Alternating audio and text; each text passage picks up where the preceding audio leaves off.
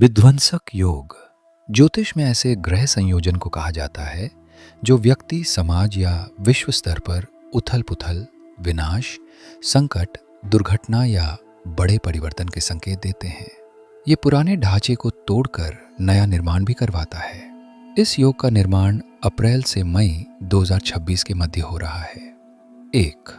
विध्वंसक योग का निर्माण जब जन्म कुंडली या गोचर में पाप ग्रह विशेष भावों 6, 8, 12 या संवेदनशील बिंदुओं पर एक साथ सक्रिय हो जाते हैं, तब विध्वंसक योग बनता है, जो व्यक्तिगत स्तर के साथ साथ वैश्विक स्तर पर भी महाविनाशकारी सिद्ध होता है।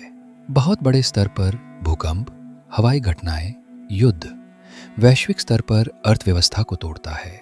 मंदी, बेरोजगारी, अत्यधिक महंगाई, लोगों का पलायन, मौसम परिवर्तन, सभी प्रकार की घटनाओं को बड़े स्तर पर होती है। नमस्कार दोस्तों, मैं डॉक्टर भानु श्रीवास्तव। विध्वंसक योग में मुख्य पाप ग्रह शनि दुख, बाधा, देरी, कष्ट आदि का कारक है। मंगल युद्ध, आक्रमण, दुर्घटना। राहु भ्रम, अचानक घटनाएं। विष केतु विस्फोट, अलगाव, आध्यात्मिक झटका। सूर्य कभी कभी सत्ता संघर्ष, अहंकार। 2. प्रमुख विध्वंसक योग शनि प्लस मंगल योग। इसे सबसे खतरनाक संयोजन माना जाता है। परिणाम दुर्घटना, चोट, ऑपरेशन, युद्ध, हिंसा, मानसिक तनाव। अगर ये 8वें भाव में हो तो अचानक घटनाएं, मृत्यु जैसी स्थिति। किंतु वर्तमान में ये मीन राशि अर्थात काल पुरुष के 12वें भाव में विध्वंसक योग बना है। राहु प्लस मंगल विस्फोटक ऊर्जा का योग। पिछले महीने में बना 6, 8, 12 भाव में पाप ग्रहों का समूह। इसे दुष्ट भाव सक्रियता कहा जाता है। परिणाम रोग, कर्ज, शत्रु, गुप्त समस्याएं, विदेश या अलगाव। गोचर में विध्वंसक योग का निर्माण जब ये योग गोचर में बनते हैं तो इसका असर केवल व्यक्ति नहीं बल्कि पूरे देश, विश्व पर पड़ सकता है। बहुत बड़े भूकंप, बाढ़, प्राकृतिक आपदा, युद्ध, राजनीतिक संकट, महामारी, आर्थिक गिरावट की स्थिति बनती है। मीन राशि में शनि, मंगल, सूर्य और आगे चलकर बुध का संयोग तथा उससे पहले राहु मंगल का अंगारक प्रभाव, ये वास्तव में एक उच्च ऊर्जा, अस्थिर और परिवर्तनकारी ग्रह समूह बनाता है।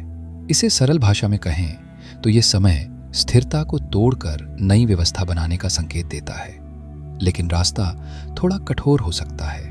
मैं इसे 3 स्तर पर समझते हैं: विश्व, भारत और व्यक्तिगत जीवन। फिर अंत में उपाय की बात करेंगे।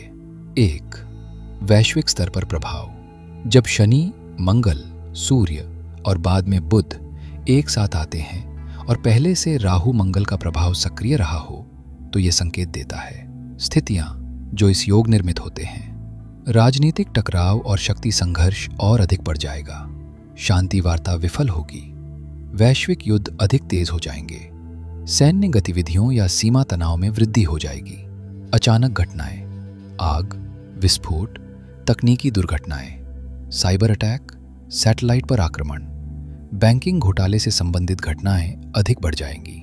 प्राकृतिक असंतुलन, बाढ़, समुद्री तूफान, जल संकट, महाभूकंप, सुनामी जैसी घटनाएं प्रमुख रूप से होंगे। मीन राशि जल तत्व है, इसलिए घटनाएं फ्लूइड और अनप्रेडिक्टेबल होती हैं। 2. भारत में संभावित प्रभाव। भारत की कुंडली के संदर्भ में ये गोचर कुछ विशेष संकेत देता है। प्रशासन और राजनीति, सरकार पर दबाव, नीतिगत बड़े निर्णय होंगे जिन पर अत्यधिक विवाद होंगे और जन आंदोलन होंगे। विपक्ष सत्ता के बीच तीव्र बहस या आंदोलन अवश्य होंगे। प्राकृतिक संकेत, कुछ क्षेत्रों में अचानक भारी मौसम परिवर्तन होंगे। जल से संबंधित घटनाएं, अत्यधिक बारिश, बाढ़। सुरक्षा और तकनीकी क्षेत्र, रेल, हवाई या औद्योगिक सेक्टर में सावधानी की आवश्यकता। आग / इलेक्ट्रॉनिक / रासायनिक दुर्घटनाओं की संभावना बहुत अधिक होगी।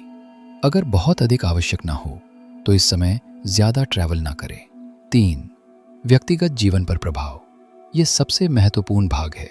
एक, मानसिक और भावनात्मक प्रभाव, बेचैनी, गुस्सा, कंफ्यूजन, निर्णय लेने में जल्दबाजी, अंदरूनी संघर्ष, क्या करें क्या न करें।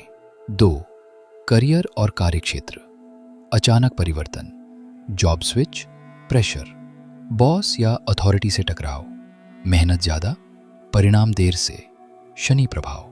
तीन, स्वास्थ्य, सिर दर्द, रक्तचाप, तनाव, चोट या एक्सीडेंट की संभावना, मंगल प्लस राहु प्रभाव।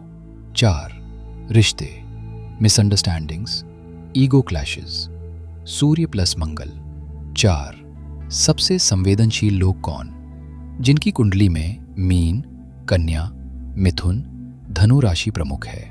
6, 8, 12 भाव सक्रिय है, मंगल अथवा शनि अथवा राहु की दशा चल रही है।